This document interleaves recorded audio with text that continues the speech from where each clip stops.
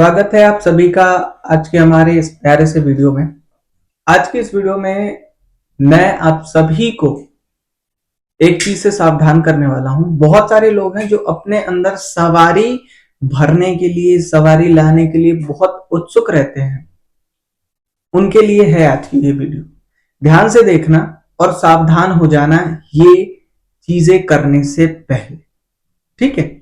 क्योंकि मुझे उम्मीद है कि आपके अंदर सवारी भरने से पहले आपके स्क्रीन पे ये वीडियो शो हो जाएगी, तो इस वीडियो को पूरा जरूर देखना।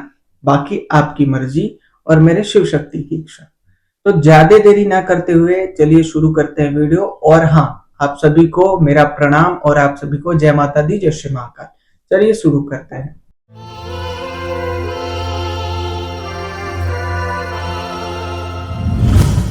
देखिए, बहुत सारे लोग ऐसे हैं जो अपने अंदर सवारी बुलाना चाहते हैं। सामने वाले ने ऑफर दिया नहीं कि सवारी बुलाने के लिए रेडी हो जाए।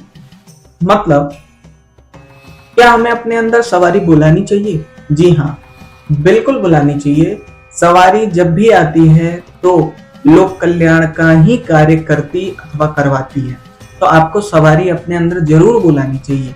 लेकिन कई लोगों से मैं कहूंगा कि कई लोग ऐसे हैं जिनको सवारी नहीं बुलानी चाहिए। क्यों? क्योंकि सवारी आप बुला तो लेते हो, सवारी आप बुला तो लेते हो, लेकिन आज आप 20 साल के लड़के हो, 20 साल की लड़की हो, आपके अंदर ऊर्जा बहुत है, सवारी को आप झेल जाते हो। लेकिन इन फ्यूचर वो सवारी आपके ऊपर आती है तो उसी उग्र रूप से आएगी जिस उग्र रूप से वो 40 साल, 50 साल, 60 साल या 100 साल पहले आती थी आपके ऊपर।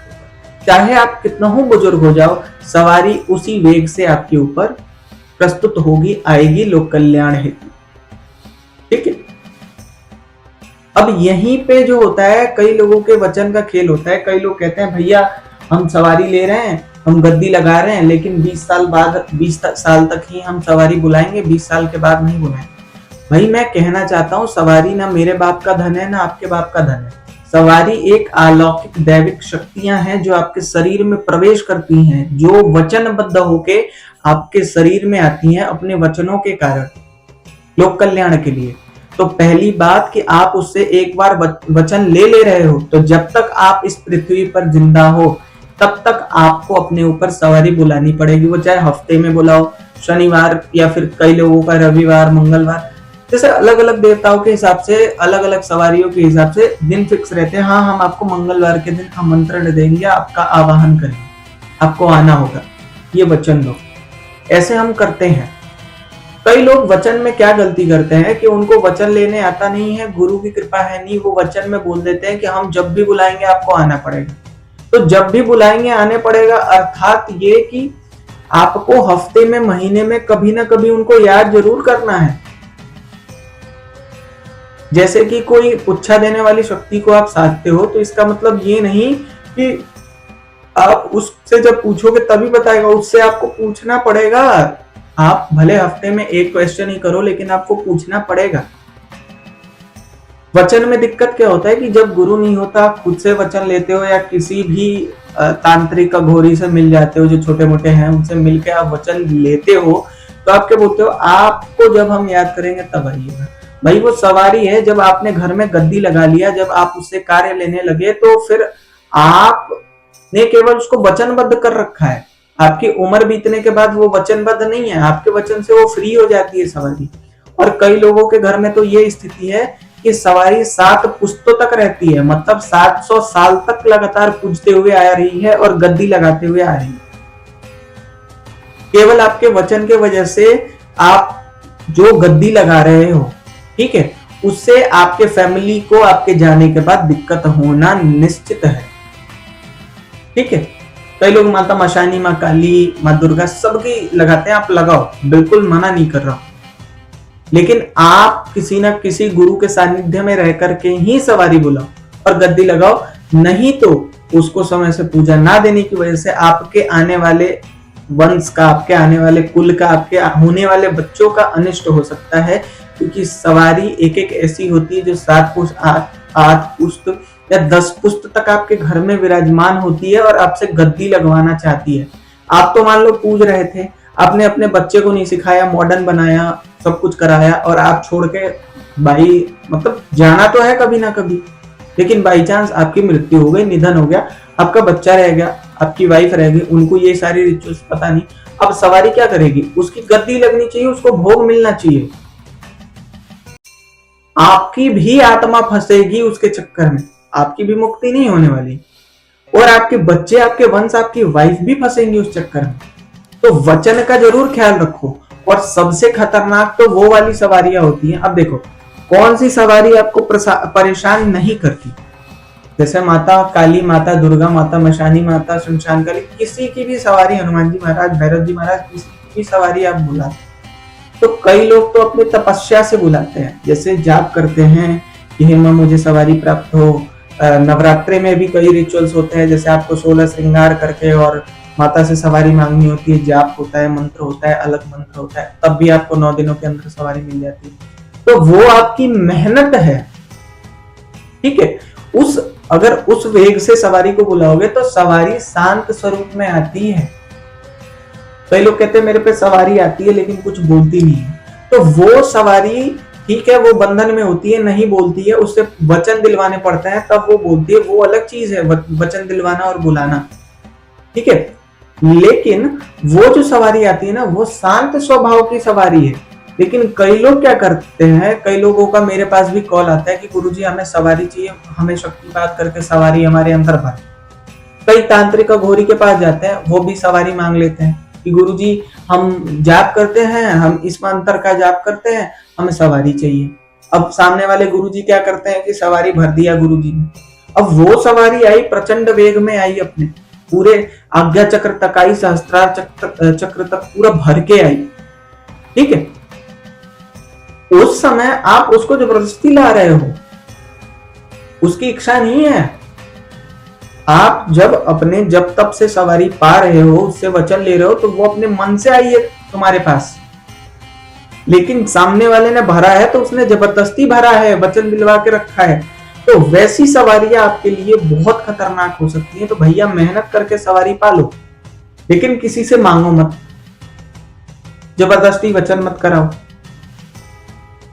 हाँ माई मुझे तेरी सवारी चाहिए, मैं तेरे लिए इतने दिन जाप करूंगा, तेरे लिए इतने दिन तपस्या करूंगा, तेरे लिए ये करूंगा मेरी माँ, हे भोलेनाथ मैं ये करूंगा, हे भैरव जी मैं ये करूंगा, हे हनुमान जी मैं ये करूंगा, ये चीजें करूंगा, हनुमान जी राम जी की सेवा करूंगा, मुझे सवारी दे दो। ऐसे बोल के आप जब बुलाओगे तो वो सवारी आपके लिए बेस्ट रहेगी। लेकिन आप किसी से मांग के लेते हो, भाई मुझे सवारी चाहिए, बाबा मुझे सवारी चाहिए, ना ना ना ना, ये सवारी मत लो। इसी में कई खेल क्या करते हैं, कई लोग प्रेत का, पितरों की सवारी चढ़ा लेते हैं अपने ऊपर। देखो अपने मर्जी से प्रेत आता है तब तो ठीक है, लेकिन आप चढ़वाते हो तो उसको हटाना भी बहुत मुश्किल होता है, बहुत महंगा पड़ जाता है आपको, इतना महंगा जो आपने 7 जन्म में सोचा नहीं होगा। पित्र है, पित्र की आप सवारी बुला लेते हो, कितने दिन के लिए बुलाते हो? जब तक आपकी मृत्यु नहीं हो जाती तब तक आप सवारी बुला लेते हो। दरबार चलाते हो, जोड़े में किसी ना किसी सिद्धि को, भगवान को चला लेते हो। आपको पता भी है पित्र और प्रेत की सवारी बुलाना कितना अनिष्टकारक हो सकता है आपके लिए, कितना दिक्कत दे सकता है। आप तो गद्दी लगा के लोक कल्याण कर रहे हो, लेकिन वो आप ही के घर का कल्याण नहीं होने देते। पित्र क्या होता है? एक साफ सुथरे प्रेत, लेकिन प्रेत तो होते हैं ना, उनको भगवान भोलेनाथ ने जरूर जगह दिया है, पितृलोक बना के दिया है, 15 दिन का दिवस दिया है। बाबा को भोला इतना है जो अपना बाबा भोलेनाथ, इस वजह से उन्होंने दे दी पितरों को। आप पितर को बुला रहे हो, आप देखो ये बहुत बड़ी गलती कर रहे हो। क्या गलती कर रहे हो? उस पितर की मुक्ति नहीं होगी, वो इसी मृत्यु लोक में फंसा का फंसा रह जाएगा। और हमारे जैसे 10 साल 20 साल, ऐसे 100 साल की उम्र होती है हमारी, तो ऐसे नहीं फंसते। 1-1 हजार साल, 10-10 हजार साल, 20-20 हजार साल, 2-2 हजार साल ऐसे फंसे रह जाते हैं पूजा लेने के चक्कर में। मान लो आपने पितर की सवारी बुला ली, प्रेत की सवारी बुला ली, आज गद्दी लग रही, कल वही पितर, वही प्रेत आपके घर में दोबारा से भोग ढूंढेगा, पता चले 100 साल से नहीं पूजे अनिष्ट कर रहे हैं, 200 साल से नहीं पूजे अनिष्ट कर रहे हैं। आपकी तो मृत्यु हो गई, आप तो दरबार लगाते थे, लेकिन आपका होने वाला जेनरेशन जो है उसको कोई मतलब नहीं है दरबार से, कोई मतलब नहीं है सेवा से, पितरों की, कुल देवी देवता की। लेकिन आपने सवारी बुला ली, आपने कुल देवी की सवारी बुला ली, कुल देवता की सवारी बुला ली। कई लोग कहते हैं कि कुल देवी की सवारी मुझे प्रोटेक्शन के लिए चाहिए, तो भाई कुल देवी से क्षमा मांगो, कुल देवी को घर बुलाओ, कुल देवी को भोग लगाओ, कुल देवी की पूजा अर्चना करो, कुल देवी के लिए हवन करो, तब प्रोटेक्शन मांगो, वैसे ही दे देगी। सवारी बुलाने की आपको क्या आवश्यकता है? और आप सवारी बुलाते हो तो आपको उस प्रकार से भोग, वचन, सेवा, गद्दी सब लगानी पड़ जाएगी, निश्चित है। क्योंकि कोई भी सवारी ना आपकी गुलाम है ना मेरी गुलाम है, वो उस देवता के गुलाम है, उस अलौकिक परालौकिक शक्ति की गुलाम है जिसने उसको भेजा है। अब आप जबरदस्ती बुला रहे हो उसको, आपके पास ये भी क्षमता नहीं कि आप उसके लिए तप कर सको। तप करके बुलाओगे तब तो माता प्रसन्न होकर आती है और सवारी देती है, ठीक है। और सवारी कोई असली में काली माता, दुर्गा माता नहीं होती, वो एक हमारे और आपके जैसे पुण्य आत्मा ही होती है, एक सिद्धि होती है जिसकी जो प्रचंड शक्ति होती है, वेग होता है माता के अंश के तौर पे, ठीक है। माता कही जाती है, माता का रूप कह सकते हो, अंश बोल सकते हो, तत्व बोल सकते हो, क्योंकि सवारी आती है तो वो क्या बोलती है? जयकारा मेरी शेरा वाली मैया दा, बोल साचे दरबार की जय। जयकारा मेरी मरघट काली दा, बोल साचे दरबार की जय। हर हर महादेव, ऐसे करती है, कहीं नहीं भी बोलती। तो वो अंश होते हैं, वो माता की प्रचंड शक्ति, वेग जिसको बोलते हैं, वो होता है। अब इस वीडियो के माध्यम से मैं ये बिल्कुल नहीं कह रहा कि आप सवारी मत बुलाओ, बिल्कुल बुलाओ, लेकिन कभी भी पितरों को मत बुलाओ, प्रेतों को मत बुलाओ। और देवी देवताओं को बुला रहे हो तो गुरु के सानिध्य से बुलाओ, एक नंबर वचन लेके कि भाई मैं जब बुलाऊंगा तब आएगी और इतने टाइम तक तू आएगी। मैं तेरे को जो है 7 पुस्तों तक नहीं पूज सकता, 10 पुस्तों तक, 20 पुस्तों तक मेरी मां नहीं पूज सकता। तू मेरे ही समय में आएगी और मेरे ही समय में केवल गद्दी लगेगी।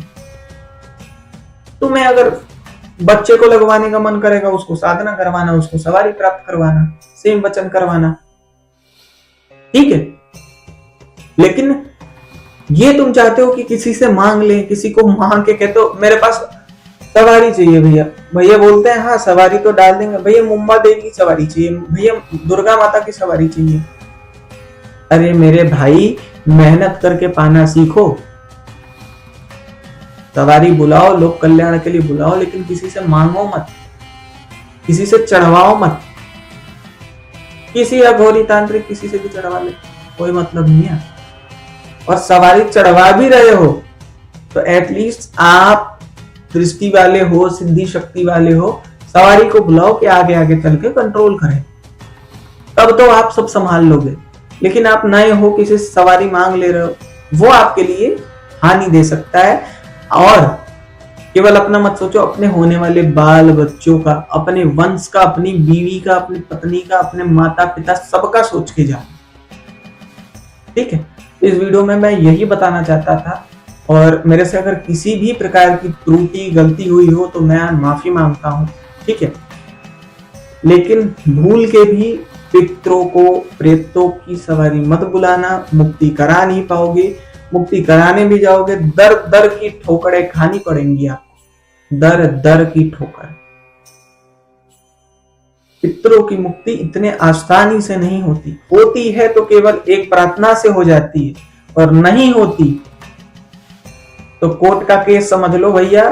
जीतो तो जीते, तो फिर जिंदगी भर दौड़ते रहो, कुछ तो लग जाएंगे फाइल खुलने में तुम्हारी, ठीक है। और जब तक उसकी मुक्ति नहीं कराओगे तब तक तुम्हारे परिवार पे पितृ दोष, फलाना दोष, ये दोष, वो दोष मंडराते रहेंगे। और पितृ दोष में आप सभी को पता है क्या होता है, तो सोचो और समझो और ध्यान देना इस वीडियो पे, ठीक है। बाकी आप सभी का बहुत बहुत धन्यवाद, बहुत आप अच्छा सा प्यार दे रहे हैं, सपोर्ट दे रहे हैं, इसके लिए कोटि कोटि प्रणाम आप सभी को। बाकी आप सभी चाहते हैं ऑरा स्कैनिंग कराना, मेडिटेशन क्लासेस में ज्वाइन होना, दिव्य दृष्टि क्लासेस में ज्वाइन होना, अपने अंदर जो भी शक्ति सिद्धि है उसको जानना, नकारात्मक शक्तियों को जानना, घर में तंत्र बाधा है या फिर भूत प्रेत है आपके ऊपर, कुछ भी है नेगेटिविटी, उसको जानना, तो आप ऑरा स्कैनिंग और या फिर आध्यात्मिक उन्नति के लिए मेडिटेशन क्लासेस, थर्ड आई क्लासेस में ज्वाइन हो सकते हैं। बाकी जय माता दी, जय श्री महाकाल।